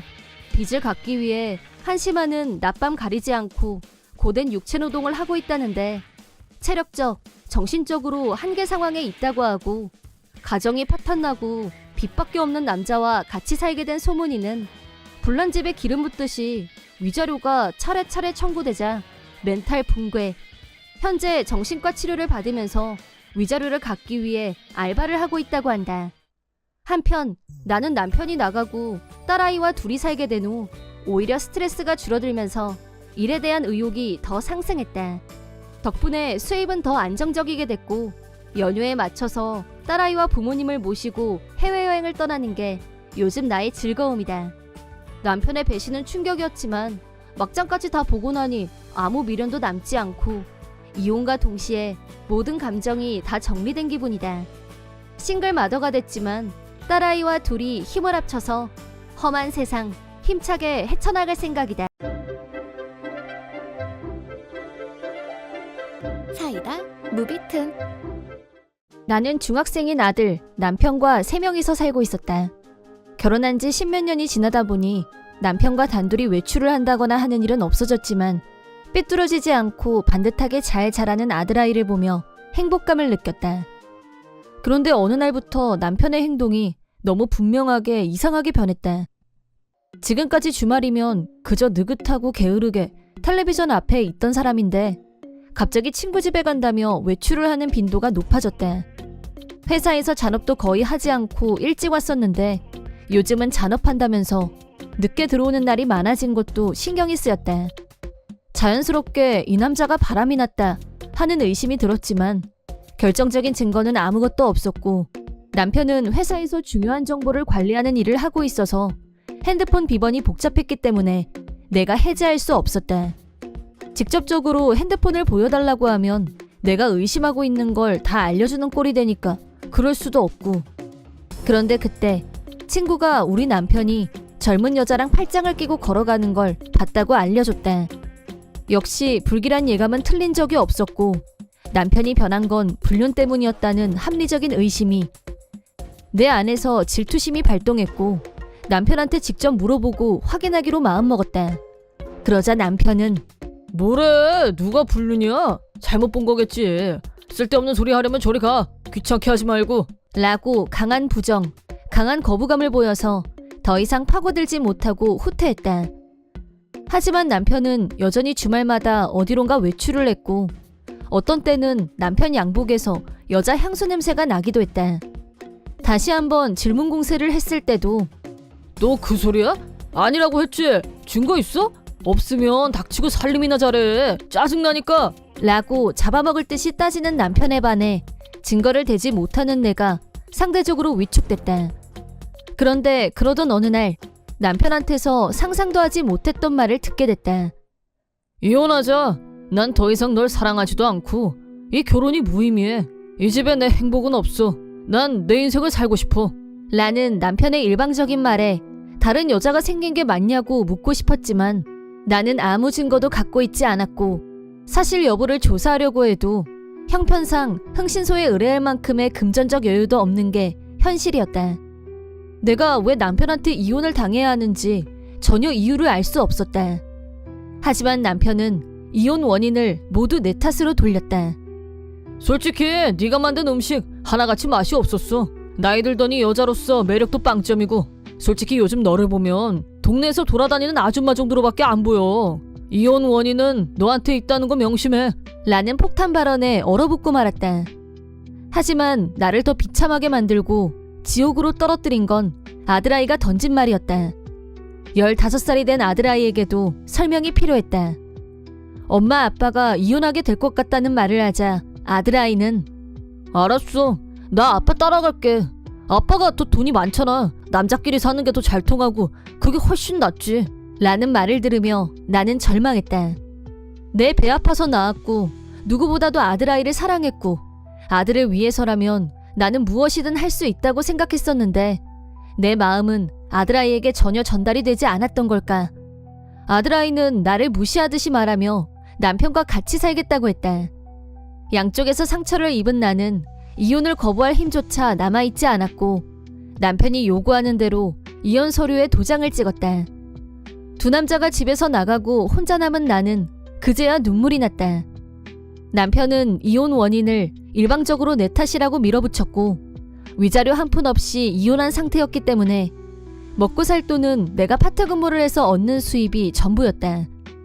마지막으로 남편은 집에서 나가면서 너같이 아무것도 아닌 여자를 10수년간 먹여 살렸음에도 불구하고 내가 위자료도 청구 안 하고 나가주는 걸 고맙게 생각해. 라며 나를 마지막까지 짓밟고 갔다. 나의 자존감은 바닥조차 남아있지 않았다. 하지만 살아야 했고 살기 위해서는 파트 근무를 계속해야만 했다. 파트 근무를 늘려서 쉬지 않고 일했는데 같이 근무하는 동료들한테서 많은 위로를 받았다. 차츰 혼자서라도 열심히 살자고 긍정적으로 생각했다. 그렇게 몇 달이 지났는데 아들아이가 갑자기 나를 찾아왔다. 마지막에 나한테 비수를 꽂은 아들아이였지만 얼굴을 보니 반가움이 앞섰다. 얼른 들어오라고 집안에 들어오게 하자 아들아이가 자기 가방에서 뭔가를 잔뜩 꺼냈다. 그것들의 정체를 파악한 후 나는 큰 충격을 받았다. 이건 아빠 불륜 준 거야. 엄마 느낌이 맞았어. 아빠는 엄마랑 결혼하고 나서부터 계속 여자가 있었어. 이혼하고 나서 내가 물어봤더니 완전 다 자기 입으로 불었다는 거. 내가 그거 다 녹음해놨으니까 엄마는 이제 그걸로 위자료 청구할 수 있어. 아들아이의 대반전 행동에 나는 너무 놀라서 목소리도 나오지 않았다. 너 혹시 그 증거 잡으려고 아빠를 따라갔던 거니? 라고 묻자 아들아이는 조용히 고개를 끄덕였다. 내가 봐도 이건 딱 불륜각인데 엄마가 증거를 전혀 안 갖고 있는 것 같더라고. 연기였지만 엄마 상처받게 해서 미안해. 어디까지나 내가 아빠 편이라고 믿게 해야 증거를 더 빨리 찾을 수 있을 것 같아서 그랬어. 엄마 힘들었지? 진짜 미안해. 이제 증거도 잡았겠다. 이걸로 아빠한테 불륜 위자료 당장 청구해. 그리고 나 사실은 엄마랑 살고 싶어. 아들아이의 든든한 모습에 나는 눈앞이 흐려졌고 아들아이 앞에서 펑펑 울고 말았다. 아들아이도 처음 이혼 얘기를 들었을 때는 나하고 같이 살겠다고 말하려고 했지만 불륜 증거도 없고 남편은 완전 부정하는 가운데 내가 위자료를 10원 한 장 받을 수 없는 상황이란 걸 알고 자기가 남편을 이용해서 증거를 반드시 잡아야겠다고 결심한 모양이었다. 아들아이는 기지를 발휘해서 남편을 안심시켰고 여자와 같이 있는 증거 사진을 수집했다. 완전히 방심한 남편의 허점을 파고들어서 이혼 전부터 이미 불륜 관계였다는 증언까지 녹지 않은 데 성공했다. 이제 겨우 15살인 아들아이가 그런 생각을 하고 행동으로 옮겼다는 게 믿어지지 않았고 진심으로 놀랐다. 하지만 나는 남편의 불륜 증거가 나왔다는 것보다는 아들아이가 나를 위해서 이렇게까지 했다는 게 고마웠고 다시 나한테 돌아왔다는 사실이 감격스럽고 너무 기뻐서 어쩔 줄을 몰랐다. 그런 나를 보면서 아들아이는 엄마, 지금 엄마가 할 일은 울고 있는 게 아니라 빨리 아빠한테 법적인 책임을 물게 하는 거야. 엄마는 지금까지 엄마 역할을 충분히 다해왔어. 자기 불륜한 거 엄마한테 숨기고 그냥 빠져나간 거 위자료 받아내야지. 아들아이의 말에 정신이 번쩍 들은 나는 당장 행동에 나서기로 했다. 아들아이의 정보에 의하면 남편의 불륜 상대는 같은 회사에서 일하는 젊은 여자였다.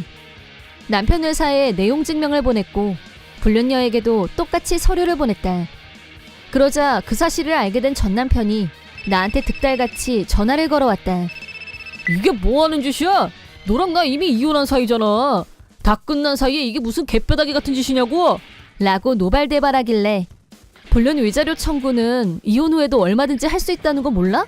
당신 좋아하는 증거도 충분히 있으니까 위자료 청구 들어갈 거야. 기다려.